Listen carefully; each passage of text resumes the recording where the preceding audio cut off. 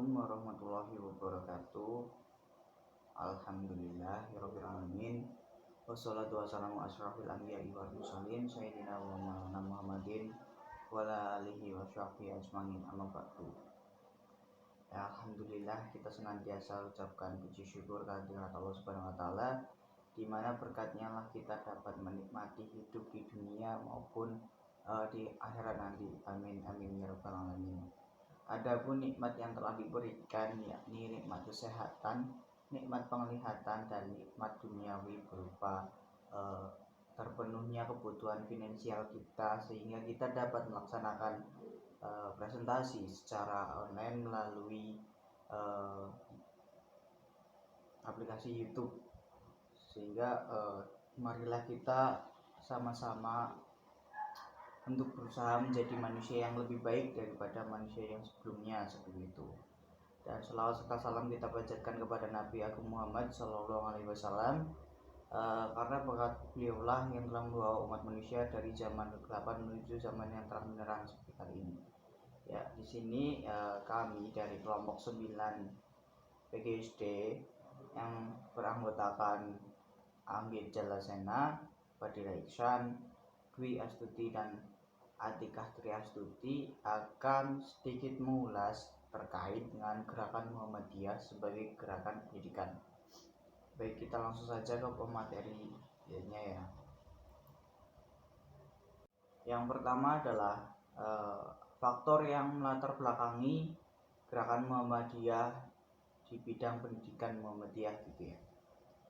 Dikenal sebagai gerakan Islam yang mempelopori pendidikan Islam modern. Pendidikan Muhammadiyah didirikan di atas landasan motivasi teologis bahwa manusia akan mampu mencapai derajat keimanan dan ketakwaan yang sempurna gitu, apabila mereka memiliki kedalaman ilmu pendidikan. Jadi dengan pendidikan diharapkan nanti manusia itu memperoleh keimanannya gitu. Lalu dalam sekolah Belanda dulu, para murid tidak diperkenalkan untuk mendidik atau memperoleh informasi mengenai Islam gitu, sehingga menjadikan cara berpikir dan tingkah laku mereka itu banyak yang menyimpang dari ajaran Islam gitu. Melihat kenyataan ini, Kiai Haji Ahmad Dahlan beserta para tokoh itu bermaksud untuk memperbarui pendidikan bagi umat Islam gitu. Dan kita tahu sendiri bahwa gerakan Muhammadiyah itu berada pada 3 ya. Yang pertama adalah gerakan Islam, yang kedua adalah gerakan Amar Ma'ruf Nahi Munkar, yang ketiga adalah gerakan Tajdid wa Tajdid gitu ya. Nah, pendidikan ini termasuk ke dalam gerakan Amar Ma'ruf Nahi Munkar dan gerakan Tajdid wa Tajdid itu sendiri gitu.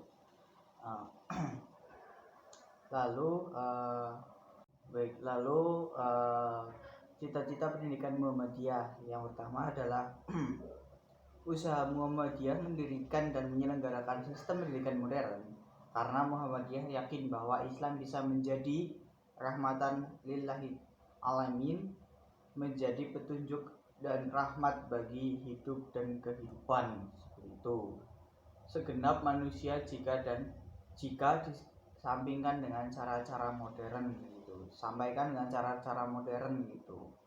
Lalu dalam pendidikan di Muhammadiyah itu sendiri tentu saja terdapat tujuan atau visi gitu ya, yaitu tertatanya manajemen dan jaringan pendidikan yang efektif sebagai gerakan Islam yang maju, profesional, dan modern gitu, serta untuk meletakkan landasan yang kokoh bagi peningkatan kualitas pendidikan Muhammadiyah itu sendiri gitu, sehingga nantinya para pengkaderan Muhammadiyah itu memiliki kecakupan kompetisi yang nantinya berguna baik dalam bernegara, berkeluarga, ataupun bermasyarakat gitu.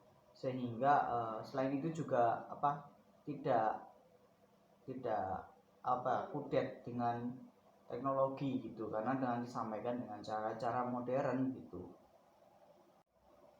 Baik, di sini saya akan melanjutkan terkait dengan cita-cita pendidikan Muhammadiyah itu. Dan dalam pencapaian suatu visi tentu akan ada tindak lanjut berupa langkah-langkahnya seperti itu.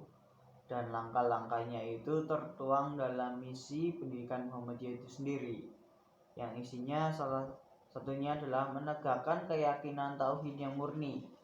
Tentu kita tahu dalam masyarakat pada zaman itu masih terkenal dengan TBC, istilah TBC itu tawarud, bid'ah dan khurafat gitu.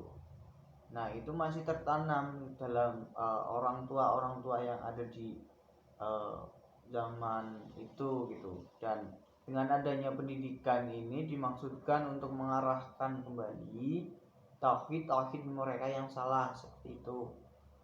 Yang kedua, menyebarluaskan ajaran Islam yang bersumber pada Al-Quran dan As-Sunnah gitu. Nah, jadi emang pada masa itu Islam itu sudah ada, namun masih terkulturasi dengan budaya bahkan agama lain gitu. Masih percaya akan sajen dan yang lainnya gitu. Nah, di sini Ahmad Dahlan itu berencana untuk mendirikan suatu forum pendidikan di mana dasarnya itu ya Al-Quran dan As-Sunnah seperti itu, supaya tauhid mereka kembali itu secara utuh murni gitu, tanpa adanya akulturasi dengan budaya bahkan agama lain gitu.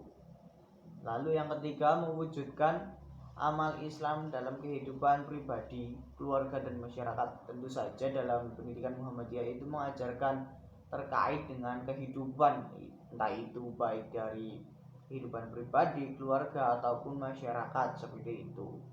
Dan yang keempat, menjadikan lembaga pendidikan Muhammadiyah sebagai pusat pendidikan dakwah dan perkaderan gitu.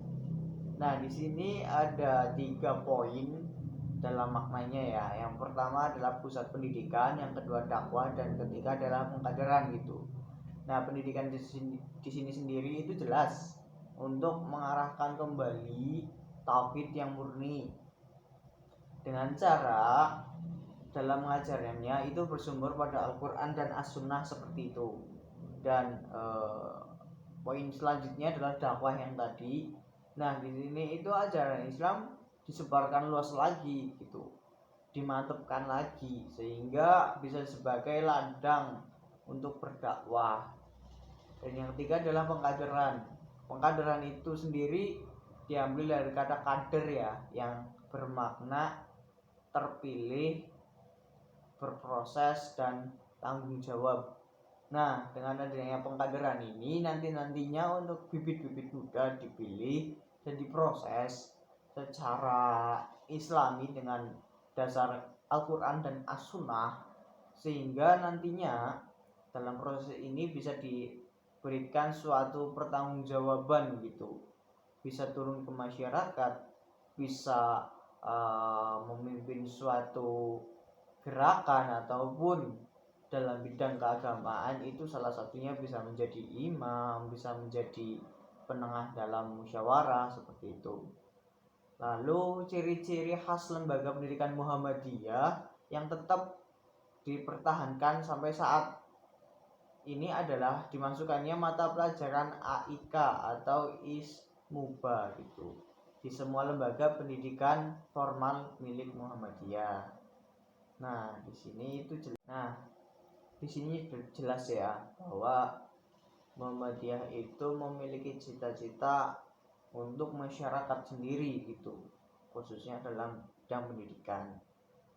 Lalu berkaitan dengan bentuk dan model pendidikan Muhammadiyah. Yang pertama ada tipe pendidikan Muhammadiyah, yaitu tipe muslim, muslimat Yogyakarta atau pesantren gitu. Nah, pondok pesantren ini biasanya diisi oleh beberapa, bisa disebut kiai gitu ya.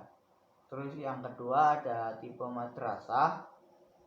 Yang ketiga ada tipe sekolah Dignas seperti TK, SD, SMP, SMA, SMK, bahkan universitas gitu. Bahkan politeknik juga ada seperti itu. Dan yang terakhir ada madrasah diniyah dan lain-lain. Lalu tujuan Muhammadiyah untuk mencetak peserta didik lulusan Muhammadiyah itu yang inginnya kayak gimana gitu. Yang pertama adalah memiliki jiwa tauhid yang murni. Nah, ini kan sesuai dengan yang sebelumnya ya, misinya gitu. Dan selanjutnya yaitu beribadah hanya kepada Allah. Jadi tidak ada yang bisa mensekutukan Allah setelah mendapatkan pendidikan secara benar ataupun yang sudah lulus oleh sekolah Muhammadiyah seperti itu. Yang ketiga, berbakti kepada orang tua serta bersikap baik terhadap kerabat gitu. Itu jelas ya, karena dalam Islam sendiri berbuat baik kepada orang tua itu ya ibarat surga berada di bawah telapak kaki ibu gitu. Selain itu juga orang tua kan yang sudah mendidik, tentu saja kita harus berbuat baik kepada mereka gitu. Lalu memiliki akhlak yang mulia. Diharapkan nanti ketika lulus dari pendidikan sekolah Muhammadiyah memiliki akhlak yang bisa dikatakan baik dalam konteks di sini adalah sesuai dengan as-sunnah maupun Al-Qur'an seperti itu. Untuk selanjutnya berpengetahuan luas serta memiliki kecakapan gitu. Dan yang terakhir berguna bagi masyarakat, bangsa dan agama gitu. Nah, tentu 3 jalur pendidikan Muhammadiyah itu ada hubungan antara manusia dengan Allah, hubungan manusia dengan manusia, dan hubungan manusia dengan lingkungan seperti itu. Sekian dari saya, akan dilanjutkan oleh teman saya. Terima kasih. Pemikiran dan praksis pendidikan Muhammadiyah ini berangkat dari keprihatinannya terhadap situasi dan kondisi global umat Islam pada waktu itu. Pada waktu itu, Islam tenggelam dalam kejumudan atau stagnasi, kemudian kebodohan, dan keterbelakangan serta TBC. Pemikiran atau ide-ide Ki Haji Ahmad Dahlan ini tertuang dalam gerakan Muhammadiyah yang beliau dirikan pada tanggal 18 November 1912. Titik tekan perjuangannya ini mula-mula sebagai pemurnian ajaran Islam dan bidang pendidikan. Muhammadiyah ini mempunyai pengaruh yang besar terhadap upaya pemberantasan bid'ah, khurafat, dan tahayul. Ide dan pembaharuan ini menyentuh akidah dan syariat, misalnya upacara kematian, upacara kehamilan, kemudian menziarahi kubur, kemudian sunatan, memberikan makan atau sesajen, menziarahi kuburan dengan sesajen, dan sebagainya yang secara terminologi agama ini tidak dikenal dalam Islam. Menurut Ki Haji Ahmad Dahlan, upaya strategis ini dilakukan untuk mengubah pola pikir dari pemikiran yang statis menuju pemikiran yang dinamis melalui dunia pendidikan. Pada mulanya, tujuan pendidikan ini tampak dari ucapan Ki Haji Ahmad Dahlan yang mana ucapannya yaitu "Dadi Kiai sing kemajon, aja kesel anggonmu nyambut gawe kanggo Muhammadiyah." Artinya di sini, jadilah manusia yang maju dan jangan lelah bekerja untuk Muhammadiyah. Di sini Ki Haji Ahmad Dahlan merasa tidak puas atas praktik dan sistem pendidikan yang ada di Indonesia. Ki Haji Ahmad Dahlan merasa tidak puas dengan sistem pendidikan yang ada di Indonesia pada saat itu. Hal ini dibuktikan dengan pandangan beliau mengenai tujuan pendidikan, yaitu adalah untuk menjadi manusia yang baik budi, luas pandangan, serta bersedia berjuang untuk kemajuan masyarakat. Oleh karena itu, Ki Haji Ahmad Dahlan ini merentaskan beberapa pandangannya mengenai pendidikan dalam bentuk pendidikan model Muhammadiyah ini. Baik, selanjutnya saya akan menjelaskan mengenai tantangan dan revitalisasi pendidikan Muhammadiyah. Sebagai gerakan dakwah Islam, amal ma'ruf nahi munkar, Muhammadiyah dituntut untuk mengkomunikasikan pesan dakwahnya dengan menanamkan khasanah pengetahuan melalui jalur pendidikan. Tantangan yang dihadapi Muhammadiyah dalam bidang pendidikan sebagai berikut. Yang pertama, ada masalah kualitas pendidikan. Perkembangan amal usaha Muhammadiyah, khususnya dalam bidang pendidikan yang sangat pesat secara kuantitatif, belum diimbangi peningkatan kualitas yang sepadan, sehingga sampai batas tertentu kurang memiliki daya saing yang tinggi, serta kurang memberikan sumbangan yang lebih luas dan inovatif bagi pengembangan kemajuan umat dan bangsa. Amal usaha Muhammadiyah tidak mengalami proses inovasi yang merata dan signifikan, sehingga cenderung berjalan di tempat, kendati beberapa lainnya mulai bangkit mengembangkan ide-ide dan metode yang baru dalam meningkatkan kualitas dan keberadaan amal usaha Muhammadiyah. Selanjutnya yang kedua, permasalahan profesionalisme guru. Salah satu komponen penting dalam kegiatan pendidikan dan proses pembelajaran adalah pendidik atau guru. Betapapun kemajuan teknologi telah menyediakan berbagai ragam alat bantu untuk meningkatkan efektivitas program pembelajaran, namun posisi guru tidak sepenuhnya dapat tergantikan. Itu artinya guru merupakan variabel penting bagi keberhasilan pendidik. Menurut Suyanto, guru memiliki peluang yang amat besar untuk mengubah kondisi seorang anak dari gelap gulita, akasara menjadi yang pintar dan lancar baca tulis. Kemudian akhirnya ia bisa menjadi tokoh kebanggaan komunitas dan bangsanya. Tetapi segera ditambahkan, guru yang demikian tentu bukan guru sembarangan.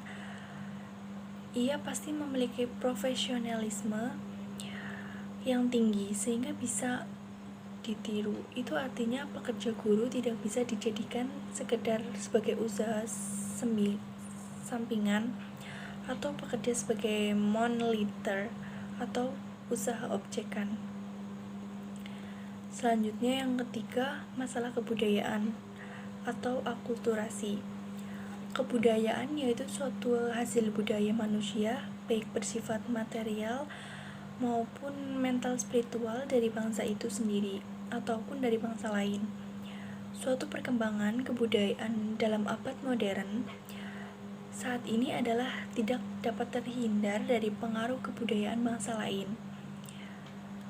Kondisi demikian menyebabkan timbulnya proses akulturasi, yaitu pertukaran dan saling berbaurnya antara kebudayaan yang satu dengan yang lainnya. Dari sinilah terdapat tantangan bagi pendidikan Islam, yaitu dengan adanya akulturasi tersebut, maka akan mudah masuk pengaruh negatif bagi tantangan-tantangan bagi pendidikan Islam untuk memfilter budaya-budaya yang negatif yang diakibatkan oleh pengaruh budaya-budaya barat. Selanjutnya, permasalahan strategi pembelajaran. Menurut Suyanto, era globalisasi dewasa ini mempunyai pengaruh yang sangat signifikan terhadap pola pembelajaran yang mampu memberdayakan para peserta didik. Tuntutan global telah mengubah paradigma pembelajaran dari paradigma pembelajaran menggambar tradisional ke paradigma pembelajaran baru. Yang selanjutnya, masalah kemajuan ilmu pengetahuan dan teknologi. Sebagaimana telah kita sadari bersama bahwa dampak positif dari kemajuan teknologi sampai kini adalah bersifat fasilitatif atau memudahkan. Teknologi menawarkan berbagai kesantaian dan ketenangan yang semakin beragam. Dampak negatif dari teknologi modern telah mulai menampakkan diri di depan mata kita, yang pada prinsipnya melemahkan daya mental spiritual atau jiwa yang sudah tumbuh berkembang dalam berbagai bentuk penampilannya. Pengaruh negatif dari teknologi elektronik dan informatika dapat melemahkan fungsi-fungsi kejiwaan lainnya seperti kecerdasan, pikiran, ingatan, kemauan, dan perasaan atau emosi. Diperlemah kemampuan aktualnya dengan alat-alat teknologi elektronik dan informatika seperti komputer, fotokopi, dan sebagainya. Selanjutnya, kesimpulan. Muhammadiyah sebagai organisasi Islam sejak awal berdiri memiliki komitmen yang teguh dalam mencerdaskan kehidupan bangsa melalui jalur pendidikan. Hingga saat ini, lembaga pendidikan yang dimiliki Muhammadiyah terus berkembang dan bertambah baik secara kuantitas maupun kualitas. Walaupun di sisi lain tidak dapat dipungkiri, ada lembaga pendidikan Muhammadiyah yang mengalami keterpurukan, bahkan ada yang tutup. Hal ini merupakan dinamika lembaga pendidikan yang dimiliki oleh Muhammadiyah. Muhammadiyah akan terus berjuang untuk menegakkan amar ma'ruf nahi munkar karena tujuan utama Muhammadiyah yaitu sebagai penggerak umat Islam. Muhammadiyah tak akan goyah meskipun banyak tantangan yang ada. Tantangan itu bukan lagi dari kaum penjajah, melainkan dari kaum Islam sendiri. Sekian yang dapat saya sampaikan, semoga bermanfaat. Ya, demikianlah presentasi dari kelompok kami. Jika ada kekurangan dalam penyampaian, saya perwakilan dari kelompok 9 mengucapkan mohon maaf yang sebesar-besarnya kepada teman-teman, dan semoga apa yang kita oleh hari ini itu menjadi bekal kita dalam berproses ke depannya gitu. Baik, saya tutup. Billahi bisabil haq fastabiqul khairat. Wassalamualaikum warahmatullahi wabarakatuh.